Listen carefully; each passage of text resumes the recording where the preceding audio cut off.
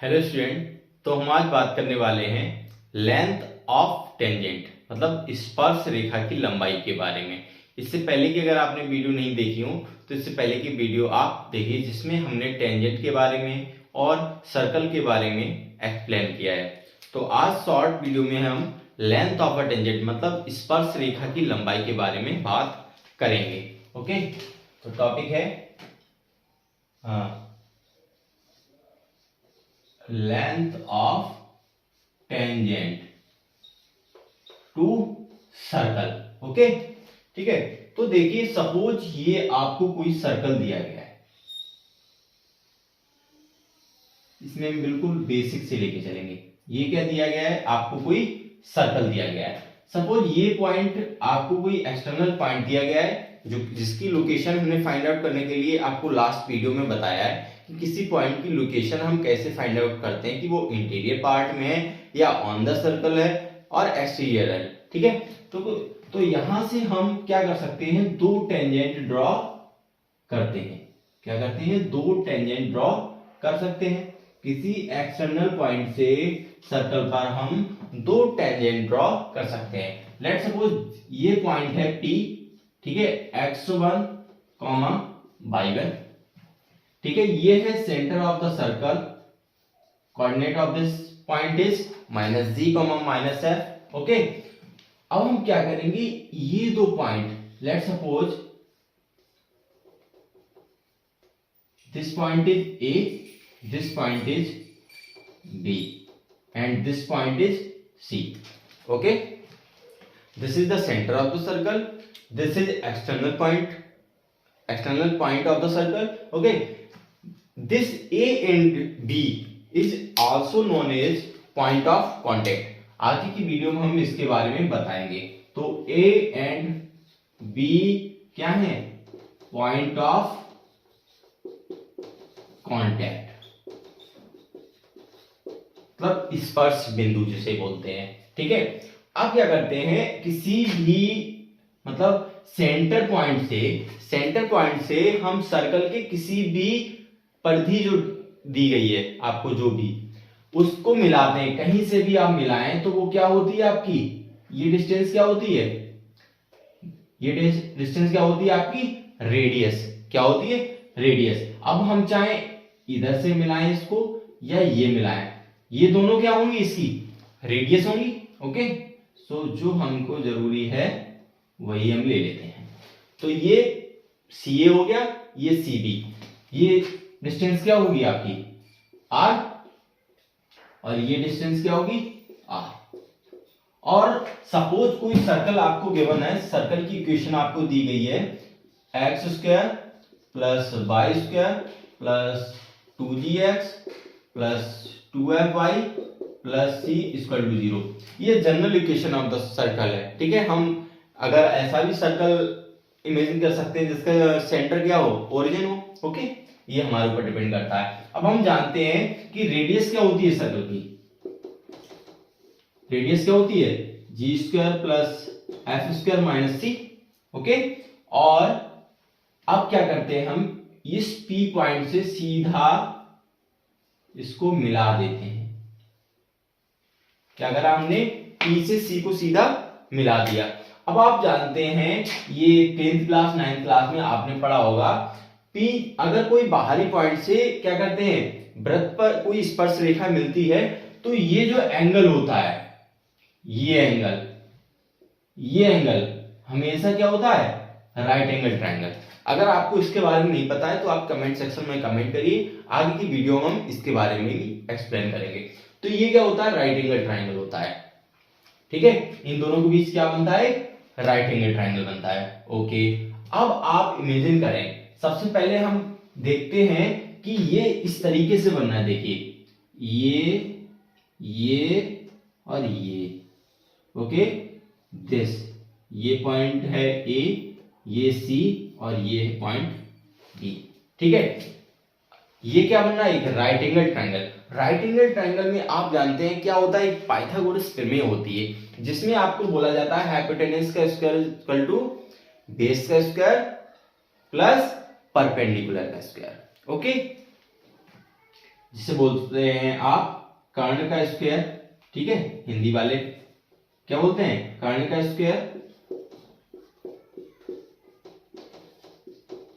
आधार square plus लंब square. हम दोनों मीडियम के स्टूडेंट को लेके चलते हैं, ठीक है। तो हाइपोटेनस का स्क्वायर इक्वल टू बेस का square plus perpendicular square. Okay, so आप इमेजिन करते हैं कि राइट एंगल के सामने वाली जो साइड होती है उसको हम क्या बोलते हैं, हाइपोटेनस। क्या बोलते हैं, हाइपोटेनस। ये क्या होता है हमारा, बेस होता है, और ये क्या होता है हमारा, परपेंडिकुलर होता है। क्या होता है, परपेंडिकुलर होता है। तो मतलब ये तो हो गया आपका परपेंडिकुलर, ये हो गया हाइपोटेनस। ऐसे आप लिख सकते हैं B square plus P square. Okay, so ये हो गया आपका बेस, ये हो गया हाइपोटेनस। अब आप लगाते हैं क्या, परपेंडिकुलर। अब हमें हाइपोटेनस ये है, तो हम देखो दो पॉइंट के बीच की डिस्टेंस आप निकाल लेते हैं। क्या होती है डिस्टेंस, फार्मूला आपको तो पता होगा। टू पॉइंट के स्ट्रेट लाइन में क्या होता है, सपोज पॉइंट क्या है x1, y1, और ये पॉइंट है माइनस g, माइनस है। ओके, सो निकालते हैं डिस्टेंस। क्या होती है, square root of x2 minus x1 का square plus y2 minus y1 का स्क्वायर। दिस इज x2, तो ये क्या हो जाएगा, या आप ऐसे निकालिए, यहां से CP की डिस्टेंस निकालिए। क्या करेंगे, CP कोई किधर से भी आप निकालिए, रिजल्ट सेम ही रहना है, कुछ भी करिए आप, ठीक है। हम आपको माइनस प्लस से बचा रहे हैं, इसलिए हम ये इस तरीके से उल्टा लिख रहे हैं, नहीं तो आप घूम सकते हैं। Okay, so this is x1 minus minus plus g का whole square plus y1 minus minus plus square, ठीक है। ये हो गया। अब इसको इधर ले जाइए, आप क्या करेंगे, इस पे इसको दोनों तरफ स्क्वायर कर देंगे। स्क्वायर करने पर ये स्क्वायर रूट क्या करेगा, हट जाएगा। क्लियर, तो ये क्या हो गया हमारा हाइपोटेनस का स्क्वायर। अब आपको निकालना क्या है, आपको निकालना क्या है, स्पर्श रेखा की लंबाई, लेंथ ऑफ टेंजेंट, मतलब आपको परपेंडिकुलर निकालना है। तो परपेंडिकुलर का स्क्वायर यहां से अगर निकालेंगे तो क्या आ जाएगा, परपेंडिकुलर का square equal to hypotenuse square minus base square, यहां लिख दीजिए हाइपोटेनस स्क्वायर। ओके, अब वैल्यू पुट कर दीजिए, क्या आएगा, हाइपोटेनस कितना है, हाइपोटेनस ये है x1 plus G square plus y1 plus F square. Okay, minus base कितना है, बेस है, बेस कितना है, G square plus F square minus C, दोनों तरफ कर दो स्क्वायर, ठीक है। तो ये क्या करेगा, स्क्वायर रूट हट जाएगा, और यही क्या हो गया आपका बेस का स्क्वायर।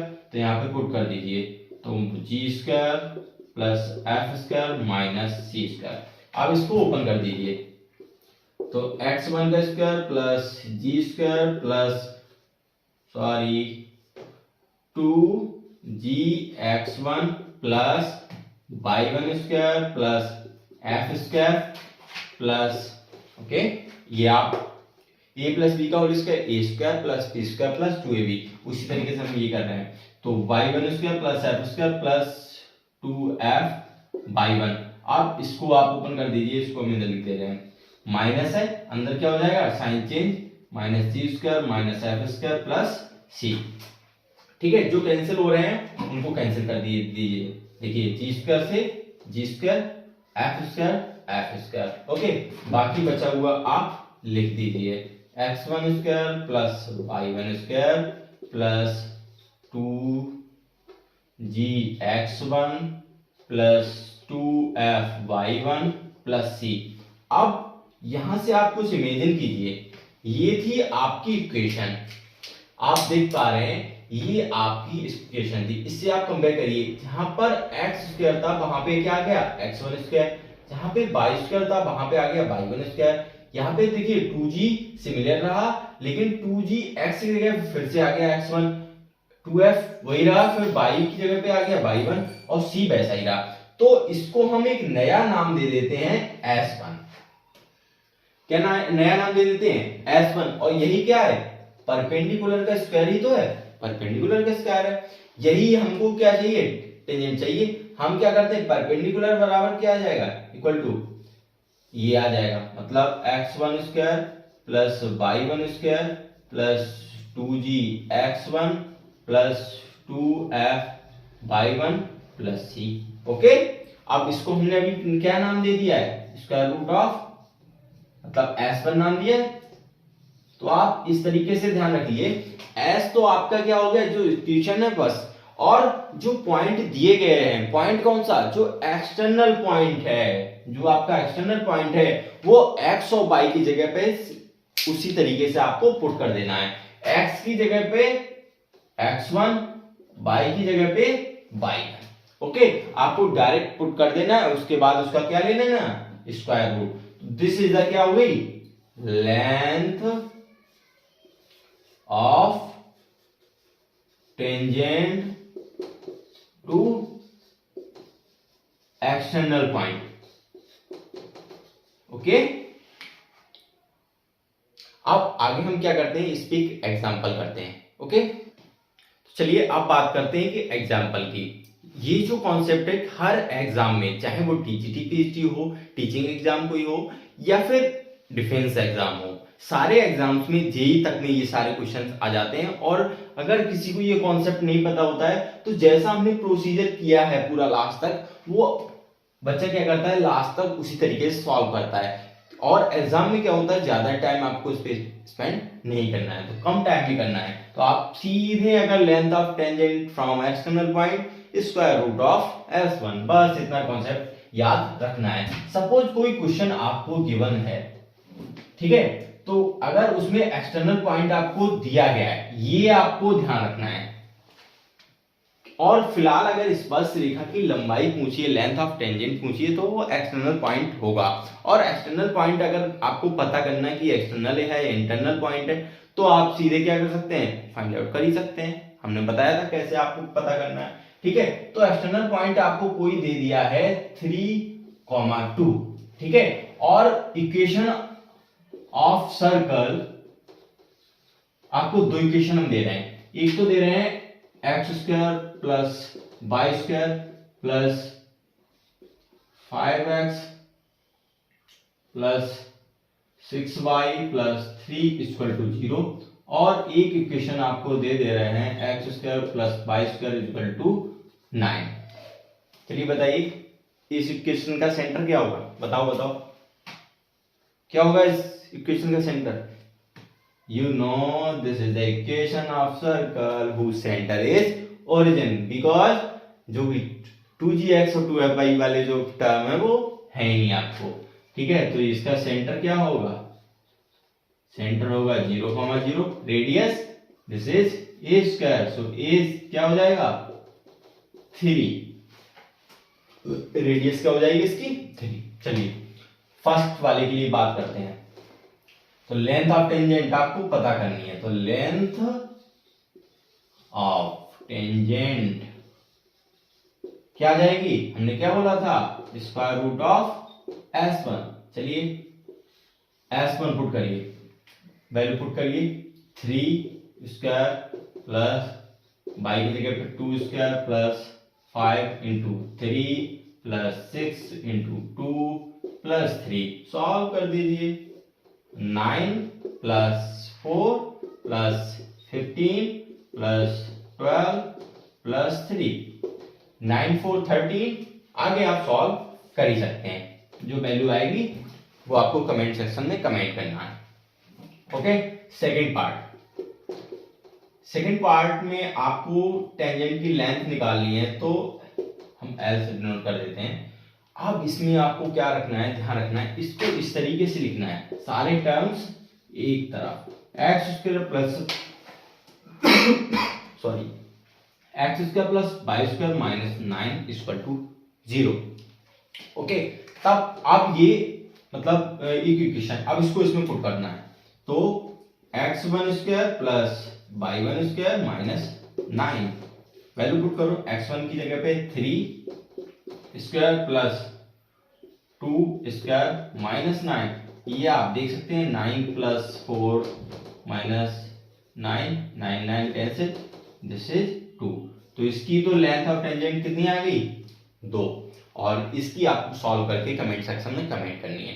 तो इसी तरीके से हम सारे कॉन्सेप्ट क्लियर करने वाले हैं। तो आपने अभी तक चैनल को सब्सक्राइब नहीं किया है तो सब्सक्राइब जरूर कर लें और हाँ बेल आइकन को जरूर प्रेस करें। आप जो भी टॉपिक चाहते हैं वो टॉपिक कमेंट सेक्शन में कमेंट करिए, हम उसका फुल एक्सप्लेनेशन विद एग्जांपल आपके साथ एक्सप्लेन करेंगे। Thank you so much.